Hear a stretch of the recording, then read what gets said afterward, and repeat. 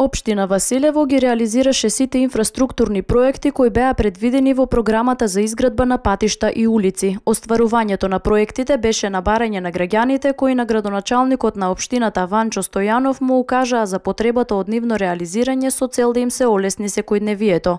Се оно што беше планирано во програмата за изградба на патишта и улици во Василево е реализирано, дури и дел од она што не беше влезено во програмата, а беше потреба, излезе како потреба од самите средби со граѓаните на сите населени места, имаме и дел на проекти кои се реализирани, а не биле во програмата, меѓутоа во текот на работењето се покажало дека тие проекти се од приоритет на граѓаните. Во тек е асфалтирањето на нова улица во Василево за пристап до земјоделско земјиште. Овој проект е исто така дел од програмата и според градоначалникот со тоа реализирано е се што е предвидено. Тој истакна дека општината и натаму напорно ќе работи како и досега.